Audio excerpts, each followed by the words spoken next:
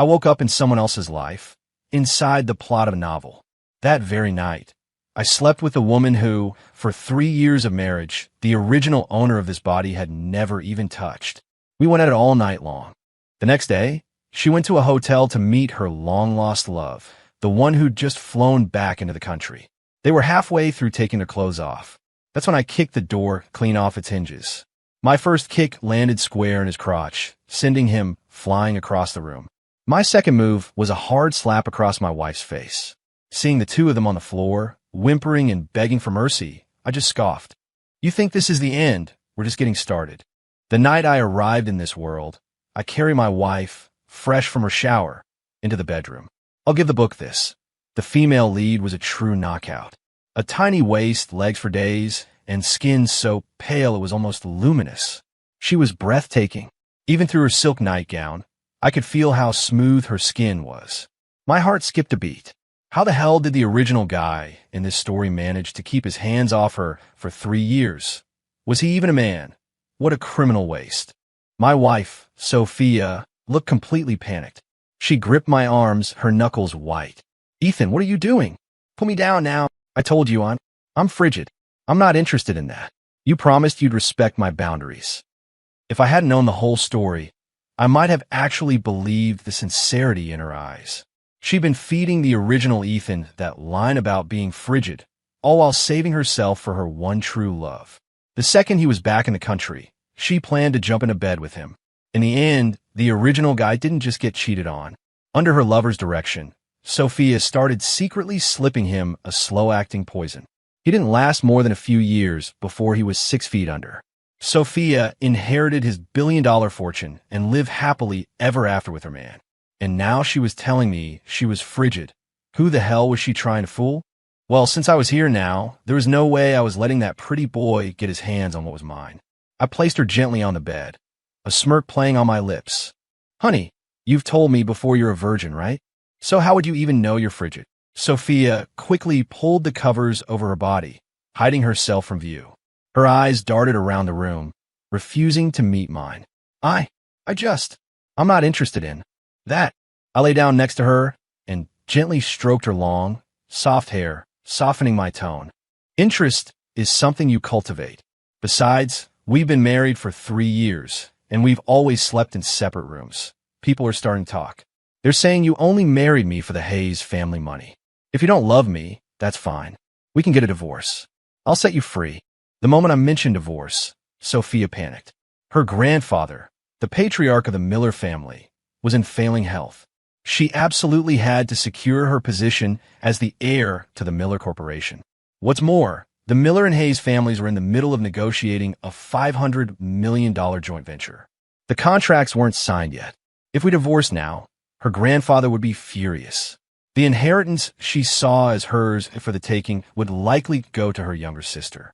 She would not let that happen. She immediately threw her arms around me. Of course I love you, honey. Don't think crazy things like that. Just give me a little more time, please. Damn, this woman was trying to have her cake and eat it too.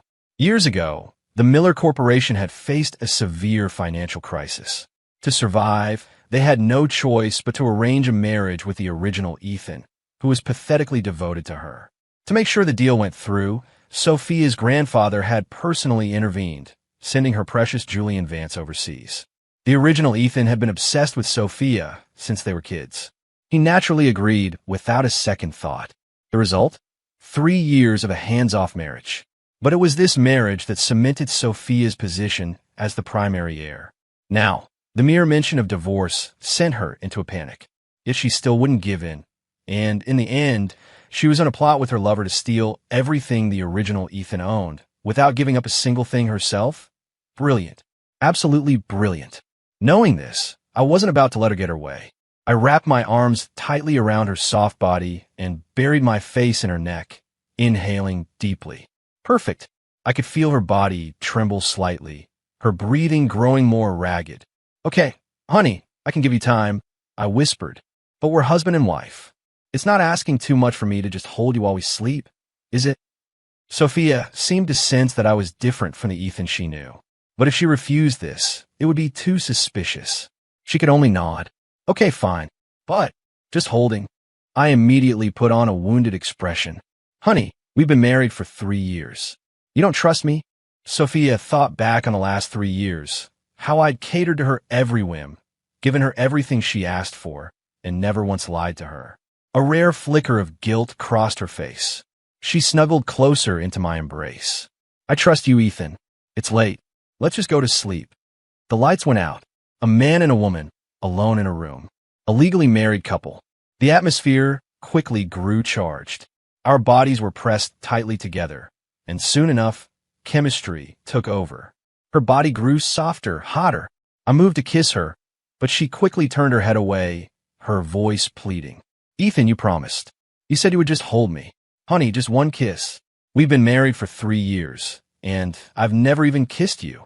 You swear, just one kiss. I swear. Half an hour later. Ethan, be gentle. The battle was intense. It wasn't until the first light of dawn broke through the window that the fighting finally subsided. The next morning, I left the house early and called a private investigator I had on retainer, telling him to tell my wife. Today was the day her lover, Julian Vance, was due back in the country. In the original story, the two of them went straight to a hotel and did everything you can and can't imagine. Thank God I showed up a day early. Otherwise, the thought alone would have made me sick. The moment they checked into the hotel, I calmly dialed the number for the head of the Vance family. Marcus, your illegitimate son is back, and he's currently in a hotel room with my wife. I want him castrated. In return, that $1. 5 billion Reynolds project overseas. It's yours. The voice on the other end of the line was electric with excitement. Mr. Hayes, you do whatever you feel is necessary. I'm on my way to pick him up right now. Beat him, cripple him, whatever you do, I'll take responsibility. I hung up with a cold smile. I wasn't surprised by Marcus Vance's response. 3 years ago, his bastard son Julian almost derailed the corporate alliance between the Hayes and Miller families. It forced Marcus to come groveling to both families, offering apologies. And now, the kid was back for one day and was already causing the same trouble. Marcus Vance had other illegitimate sons. For a $1. 5 billion deal, he'd probably cripple Julian himself if he had to. What Marcus didn't know was that, in the book, the Reynolds project was a massive fraud. It was the very deal that crippled Hayes Enterprises, leaving it a shadow of its former glory. Since his own father was giving me a blank check, I could act without restraint. I arrived with my bodyguards and kicked the hotel room door open. My men started snapping photos of the stunned couple. Julian, still disoriented, didn't even see who it was. Who the hell are you? Get the hell out of here, he yelled. Sophia, coming to her senses, screamed as she tried to cover herself. Ethan, what were you doing here? Seeing I had enough evidence, I walked over to the half-dressed Sophia and slapped her hard across the face. Then, I sent Julian flying with a vicious kick. I strode over, grabbed him, and started beating him senseless. You have the balls to bring my wife to a hotel room. Sophia tried to pull me off him, and I backhanded her across the face again. You bitch, why shouldn't I be here? You call yourself frigid. I guess last night wasn't enough for you, was it? Trying to cheat on me. Is this the kind of class the Miller family teaches? Sophia clutched her red, swollen cheeks, tears streaming down her face. It was impossible to tell if they were from pain or humiliation. Julian, curled up like a shrimp, managed to regain some composure. Ethan, it's not what you think. It's a misunderstanding. Sophia was just helping me to my room to rest. You've got it all wrong. Before he could finish, I slammed my foot onto his face. A misunderstanding? I leaned down, patting his pretty boy cheek, my voice ice cold. You bring a married woman to a hotel, her clothes are half off, and you call it a misunderstanding? Julian, do you really take me for an idiot? My tone shifted. Since you seem to have a taste for my sloppy seconds, why don't you get on your knees, bow to me 3 times, and I'll let you have her? That sentence filled Sophia with a burning sense of shame. She was furious, pointing a trembling finger at me. You bastard, Ethan. What are you talking about? Nothing happened between us. Julian seemed to latch onto a loophole in my words, a sneer on his face. Sloppy seconds. Ethan, Sophia told me you two haven't done anything in 3 years of marriage. Didn't you know? She's been waiting for me this whole time. I looked over at Sophia, a knowing smirk on my face. You've been telling me you're frigid for 3 years. Is what Julian's saying true? And my question, Sophia's face went white as a sheet. She couldn't look at me. Honey, it's not what you think. Seeing this, Julian's eyes filled with triumph. Even with my foot on his face, he had won a spiritual victory. He chuckled. You heard her, Ethan. Sophia has only ever had me in her heart. Your marriage is nothing but a joke. I looked down at him with pity and suddenly burst out laughing. Julian, did she not tell you? When she got out of bed this morning, she could barely walk. As soon as I said it, Julian's mind flashed back to when he picked Sophia up from the airport. He remembered her strange, stiff walk. He'd even asked her about it, concerned. She told him she'd just sprained her ankle. The realization hit him like a freight train. His eyes turned bloodshot as he stared at Sophia. Sophia, that's not true, is it? Tell me it's not true. You promised you'd save your first time for me. Under Julian's murderous gaze, Sophia lost it. She could only shake her head helplessly, fat tears rolling down her cheeks. Sophia, say something.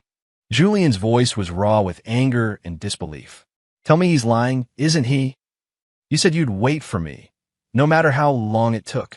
You said you'd slept in separate rooms for 3 years. Seeing his crazed expression, Sophia's heart shattered. She bit her lip, shaking her head furiously. Julian, I'm so sorry. I couldn't keep my promise. A roar filled Julian's head. He completely snapped. Ethan, I'm going to kill you. He thrashed wildly, screaming at me, the veins on his forehead bulging. My bodyguards quickly moved in to pin him down. I had a laugh. Was he actually acting like I was the one who cheated on him? What a joke. I decided to twist the knife. Julian, looks like your great love wasn't so powerful after all. She was sleeping with me one night and whispering sweet nothings to you the next. If you really want a cheap woman like that, just beg me. I'll give her to you. You. Shut up. Sophia's heart clenched. My words were a profound humiliation. I slapped her again. Shut up. Sophia, we were in bed together last night, and today you're shacking up with this pretty boy. You tell me, aren't you a whore? Sophia's head was spinning. The man who had been her devoted lapdog since childhood would never have dreamed of hitting her. Now he was slapping her without a second thought. She opened her mouth, but no words came out. Seeing her devastated look, I felt not a shred of pity. Sophia, we're done. I want a divorce. A divorce. Sophia looked at me in shock. This was the second time I'd said it. But this time, to her horror, she realized I was serious. She rushed over to grab my arm. Honey, I was wrong. I don't know what came over me. Julian was still thrashing and screaming. Ethan, you son of a bitch. I'll get you for this. That finally pissed me off. A homewrecker this arrogant. I've been too easy on you. I shoved Sophia aside and landed a solid punch on Julian's face. He roared in agony. Ethan, if you have any guts, you'll let them go and fight me one-on-one. Let him go. I barked. My bodyguards immediately released him. Before Julian could even get to his feet, I was on him, punching him again and again until he was a crumpled mess on the floor. Now he was truly scared. He curled into a ball, covering his head and pleading. Ethan, Mr. Hayes, I'm sorry, please stop. Sophia, who had never seen me this violent, was completely stunned. She ran over and wrapped her arms around me. Ethan, stop. You're going to kill him. I backhanded her again, sending her stumbling to the ground. Ethan, you hit me again? Sophia wailed, clutching her face. My parents never laid a hand on me in my entire life. Sniff, you're a monster. Oh, boo-hoo. You were about to cheat on me, and I hit you. So what? And you're still defending this punk. I ignored Sophia and turned back to Julian, who was cowering on the floor. My eyes blazed with fury. I started kicking him over and over. He screamed, his face contorted in pain. Finally, he broke. I'm sorry, Mr. Hayes. I'll never do it again. Sophia, help me. Sophia didn't dare try to pull me away again. She frantically fumbled in her purse for her phone and screamed. Ethan, that's enough. If you hit him one more time, I'm calling the police. I barked an order at my bodyguard. Smash her phone. The second she pulled it out, a guard snatched it from her hand and smashed it to pieces on the floor. Sophia froze. She stared at the shattered phone, then at me, still furiously kicking Julian. She suddenly realized the man in front of her was a stranger, and he terrified her. I kicked Julian over onto his back. Then I drew my leg back and brought my foot down with full force on his crotch. No! Aha! A blood-curdling scream echoed through the room. A dark stain spread across his pants. Even my bodyguards went pale, each instinctively shifting to protect themselves. They exchanged horrified glances. Hotel guests who had gathered outside tried to peek in, but my bodyguards blocked the doorway. This hotel was owned by one of my business partners. I called ahead. The hotel manager and security were just maintaining order outside. Not a single person dared to come in and ask what was happening. Sophia stared at the bloody, brutal scene, trembling uncontrollably. Her eyes were wide with disbelief. She never could have imagined things would escalate this far. Julian's face was a mask of pain and despair. After the initial scream, he just stared at me, his eyes filled with a hatred so intense it was as if he wanted to tear me limb from limb. Ethan, I'll kill you. You just wait. I'll never let you get away with this. He endured the agony, fumbling for his phone with a shaking hand and making a call. I watched him with a detached amusement, not stopping him.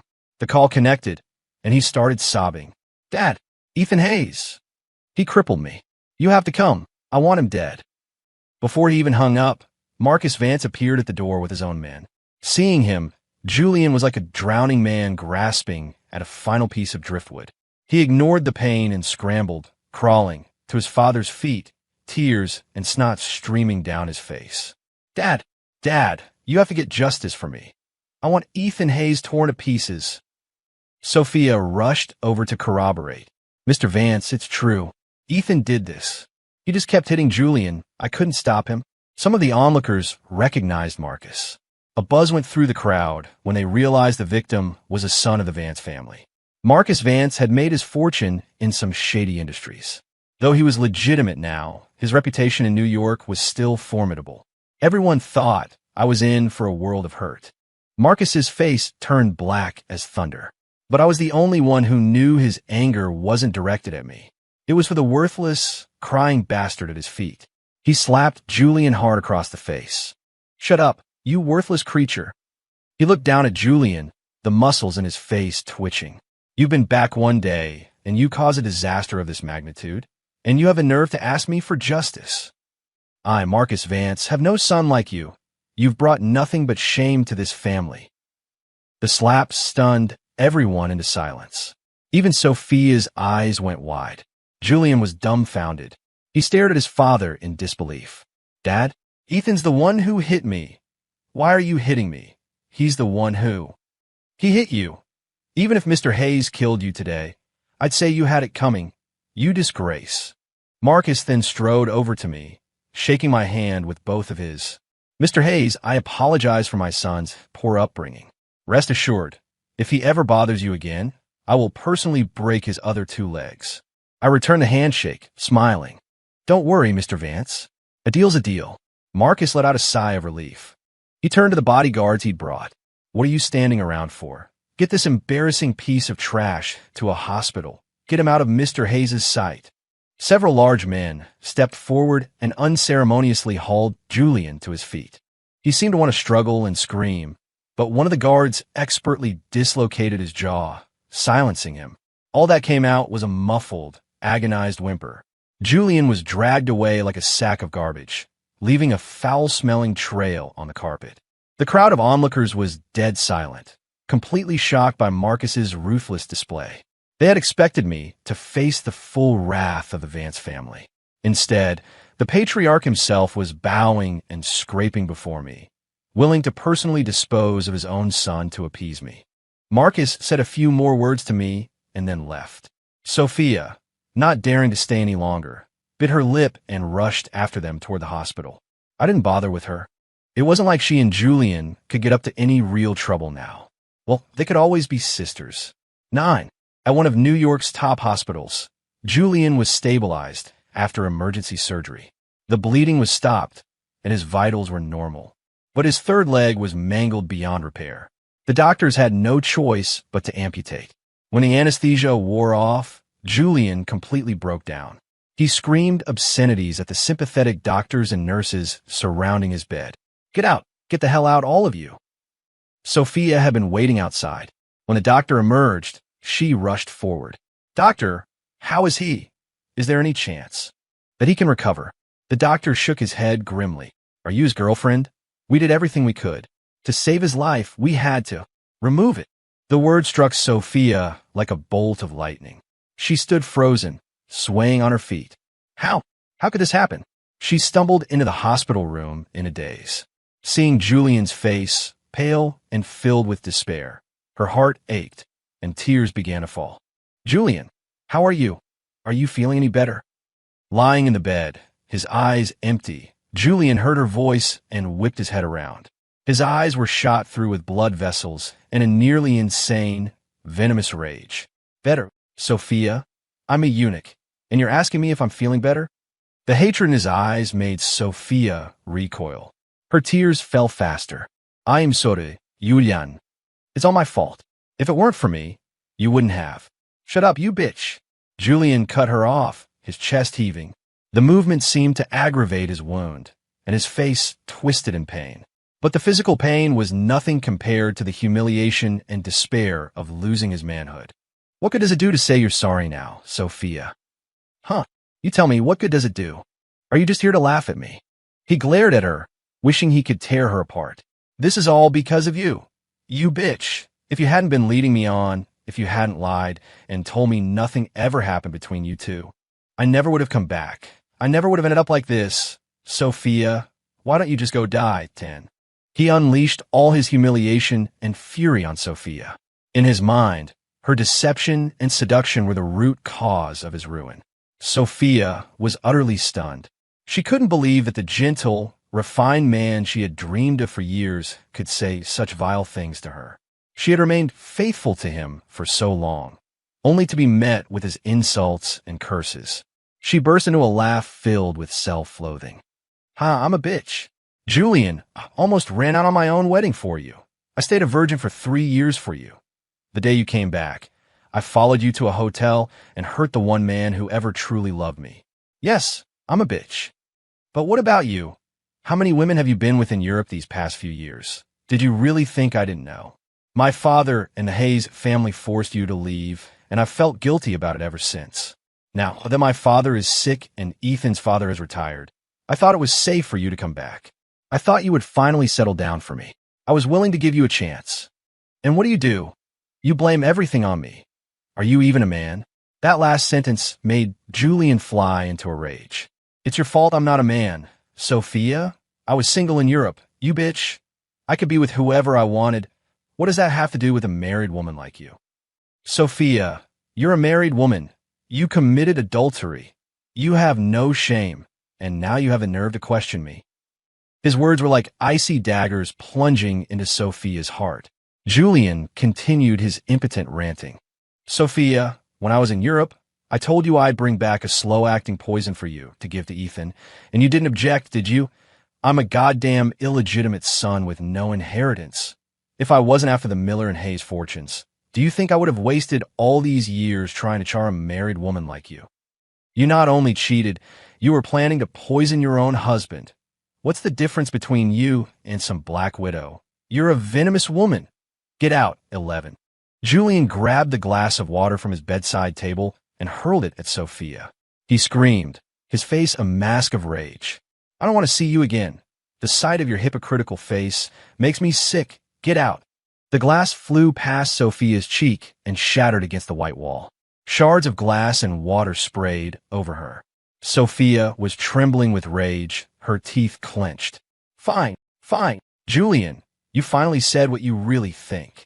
Yes, Sophia Miller, was blind and stupid and cheap to betray Ethan for a piece of trash like you and end up here. But what about you, Julian? She screamed. You're nothing now. A pathetic waste who isn't even a man. What do you have left? You've made an enemy of the Hayes family. And when my father finds out about this, he'll want to kill you too.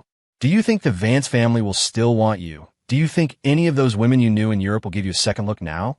All you can do is rage like a cornered animal. You're pathetic. You. Her words hit him where it hurt the most. He trembled with fury, and his wound, freshly stitched, began to bleed again.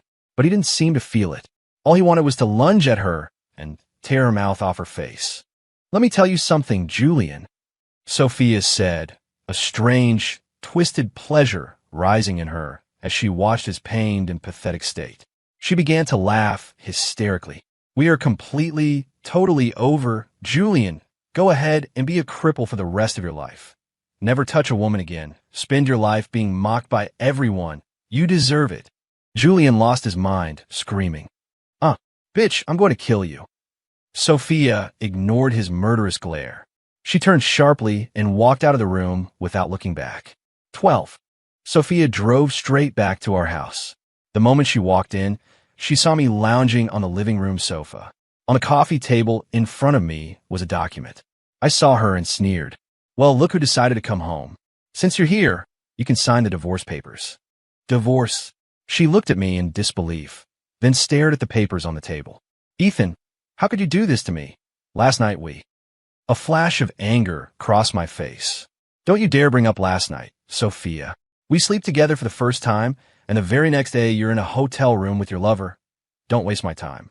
Either sign the papers or the entire internet gets to see just how classy the Miller family really is." Sophia swayed on her feet. She was finally truly scared. She gritted her teeth, and then her knees hit the floor with a thud. "Ethan, I was wrong." She looked up at me, her eyes red-rimmed. "I don't know what I was thinking. Julian tricked me. Please, just give me one more chance, okay? I swear I'll never do anything to betray you again." I set down my glass and pointed at the papers on the table, my expression blank. "Sign them. You leave with nothing. That's your only option right now." Sophia looked at the divorce papers, her eyes filled with terror. She shook her head, crying, and tried to crawl over and hug my legs. "No, I won't sign. Ethan, I love you. Nothing even happened with Julian. We grew up together. We're childhood sweethearts. After all these years, you can't do this to me." I kicked her away and looked down at her, my voice dripping with contempt. "Childhood sweethearts? All these years. Don't you think that's ironic, Sophia? When you were sneaking off to a hotel with Julian, were you thinking about all these years when you two were plotting to slowly poison me? Was that on your mind?" Sophia's whole body trembled, her pupils shrinking. She stared at me, horrified. How could you? How could I know?" I reached out and gently patted her cheek, a cold smile on my face. "There are no secrets in this world, Sophia. You not only cheated, you plotted to murder your own husband. Did you really think I'd keep a viper like you by my side?" An immense fear gripped Sophia. She collapsed on the floor, pleading incoherently. "No, that was Julian's idea. I never agreed to it. Honey, you have to believe me. I love you. I would never hurt you." "Love." I laughed out loud and held up my phone, playing the video of her and Julian, half undressed in the hotel room. "Sign the papers and get out of my house." Or, I paused, looking at her ashen face, my voice turning to ice. "I released this video, along with the details of your little murder plot. Let everyone see the true character of the esteemed Miss Miller. Your choice." Sophia lay crumpled on the floor, sobbing uncontrollably. Finally, she signed her name. The following evening, Marcus Vance delivered a liability waiver personally signed by Julian. Looking at the signature, pressed so hard it nearly tore the paper, I could feel Julian's overwhelming hatred. I tossed it aside. A moment later, the butler announced that Sophia's younger sister, Chloe Miller, had come to visit. Well, that was fast. She couldn't even wait a day to make her move. I told the butler to show her in. Chloe was wearing a short, pale pink floral dress that showed off a pair of long, slender legs. She was beautiful, easily on par with Sophia, but it was her eyes, large and expressive, as if they could speak, that were truly captivating. "Ethan, I heard about the foolish things my sister did," she began. I came to apologize to you on her behalf." I smirked, looking directly into her eyes. "Apologize? Even if your sister did something wrong, why should you be the one to apologize?" Chloe bit her lip, looking at me with a pitiful, innocent expression. "My sister did something to hurt you, and she made you angry. My father has already punished her severely, but she is her, and I am me. I'm willing to make it up to you for what she did." I just hoped that the $500 million partnership. Of course, this woman was no amateur. With Sophia and I divorced, the Miller family was in a panic. For years, most of their business had depended on the Hayes family. If I decided to cut ties, not only would the $500 million deal collapse, but I would pull out of all our other joint ventures as well. Their stock would plummet, their cash flow would dry up, and the Miller Corporation would be ruined. If their competitors decided to strike while they were down, the family could be wiped out completely. But for Chloe, this was the perfect opportunity. If she could secure the $500 million deal, she would be the hero who saved the company. The board of directors wouldn't be stupid. It would be obvious who should be the next CEO. Make it up to me. I beckoned for Chloe to come sit next to me. She smelled faintly of roses, as if she had just bathed before coming over. My fingers gently traced the line of her cheek. Her eyes fluttered, and she nervously gripped the hem of her pink dress. I softened my voice. And how? Do you plan on doing that? Chloe blushed and lowered her head, murmuring softly. Anything you want. This woman was playing at high level. That feigned innocence was perfected to an art form. The hint was obvious. I decided to stop playing dumb. She let out a small gasp as I swept her into my arms and carried her into the bedroom. After a long night, I was surprised to discover she was still a virgin. Clever women know the value of a rare commodity. The next morning, when I handed her the $500 million contract, her expression soured. Chloe looked up, her eyes wide. Ethan, this is a poison pill contract. Of course it is. I'm planning on sending your entire family to hell. That's what I thought, but I sighed and said, Chloe, you know I was married to your sister for 3 years. I sent projects, resources, everything your family's way. The board of directors has been unhappy with me for a while now. For this new project, the Miller Corp isn't exactly the best partner we could choose. This contract was a unanimous decision by the Hayes board. Of course, I added with a reassuring smile. You have me in your corner. What's there to worry about? After my explanation, Chloe relaxed. After all, Miller Corp and Hayes Enterprises had worked together countless times. And every time there was a problem, hadn't I been the one to bail them out? With that thought, Chloe's last doubts vanished. She signed a contract. As I watched her leave, clutching the hidden time bomb of a contract, a cold smile spread across my face. The fish was on the hook. As expected, the Miller Corporation's website released a statement the same day. Chloe Miller was appointed the new CEO. As soon as the $500 million partnership was announced, their stock hit its upper limit for the day. For a brief moment, the Miller family was the talk of the town, and Chloe was hailed as New York's newest business prodigy. Shortly after, the Vance family made their own big announcement. They had secured a $1.5 billion partnership with the Overseas Reynolds Group. The news sent shockwaves through the city's business community. Everyone thought the Millers had stabilized and were poised for even greater heights, while the Vances, backed by an international giant, were about to take off into the stratosphere. Meanwhile, my first move was to triple my personal security detail. New York's business world was about to become a vortex that could tear you to shreds. Then I took my new girlfriend, a rising starlet, on a vacation to the Caribbean to get away from it all. In the weeks that followed, the situation deteriorated rapidly. Everyone could see that the Miller and Vance corporations were finished. Shortly after the Millers signed the poison pill contract, their suppliers began finding fault, pulling funding, and canceling contracts for all sorts of flimsy reasons. Then, government agencies launched investigations into all of their major projects, grinding everything to a halt. Panic spread through the company. On the stock market, Miller shares were dumped en masse, hitting their lower limit day after day. Their capital chain was on the verge of snapping. The partners who had been watching from the sidelines weren't idiots. They moved to protect themselves, cutting all ties with the Millers. Debt collectors surrounded their corporate headquarters. The Miller family was in a full-blown crisis. Chloe was furious. She knew exactly whose hand was behind it all. The first companies to pull their funding were the very ones I had introduced to her family. But there was nothing she could do. She had no proof. She called me countless times. I never answered. She used every connection she had, but couldn't find a trace of me. She wasn't eating. She wasn't sleeping. She had smashed everything in her office to pieces. The $500 million contract that had brought her such glory was now the guillotine hanging over her family's neck. The penalty for breach of contract was 5 times the initial amount, a sum they could never hope to pay. The fate of the Miller family rested entirely on my whim. The Van Cess had it even worse. The $1.5 billion overseas project was quickly exposed as a massive fraud. The family declared bankruptcy, and their assets went into liquidation. Only after the dust had settled did I return from my vacation.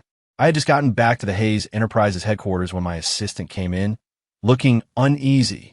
"Mr. Hayes, Miss Chloe Miller is here to see you." I nodded. "Send her in." The Chloe who walked in was a wreck. The elegance and confidence were gone. Her hair was a mess. She had dark circles under her eyes, and they were shot through with red veins. It was clear she hadn't had a decent night's sleep in weeks. She stormed up to my desk and slammed her hands down on it. "Ethan, you bastard! You set me up!" she shrieked, her voice sharp and trembling with a mixture of rage and despair. I looked at her calmly, a faint smile playing on my lips. "Ms. Miller, whatever are you talking about? You came to my house to beg me for that $500 million project. You signed a contract willingly.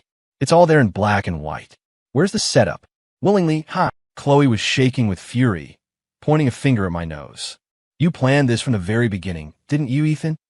The poison pill contract, the suppliers who all backed out at once. It was all you.